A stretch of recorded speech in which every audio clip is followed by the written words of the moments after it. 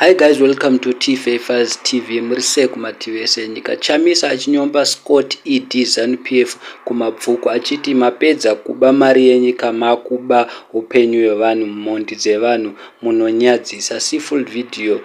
Chamisa was not very happy about this. Triple C.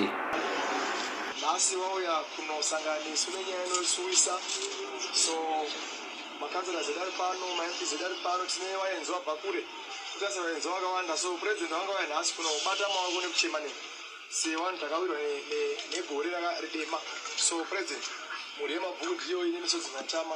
Yaingo kumbira kunyara kuti vane mine kusimbiswa. Tinotenda honorable kufa honorable hwebanhu. Honorable neurombo nemashoko atakatambira nechiitiko chatakatambira champions ari pano ese anoremekedzwa vabva kuprovincial task force yedu, vabva kumacoordinators ari different wards, emishasha varidzi vezvinhu vemuno mumabvuku vanoita kuti tirire.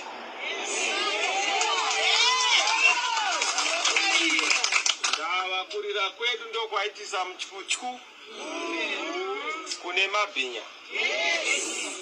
Kurira kwedu ndokwaitisa kuti ivava vapedza kuba mari yenyika vafunga kuti mari haina kukwana voba hupenyu. Ndo zvaita kuti chiitiko chinoti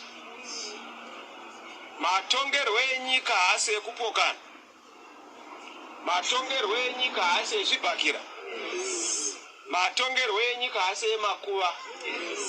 Chero tikaenda kumakudo haana kupata sezvizvi. Hauwani makudo achirova nazvo kusvika pakuvigana. Asi uchaona kuti kune vanoita izvozvo. Ndava vakabatwa nemadhimoni enyika. Asi zivai kundo magumo maitiro akadai kuoneka. Chiitiko ichi kubata mufundisi kuchikora seu zvopera zvakadaro.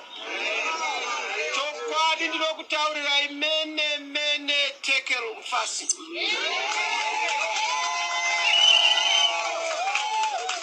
Umambo hunopera. Anopedza umambo havasi vanhu. Kuna Mwari kudenga. Maitai.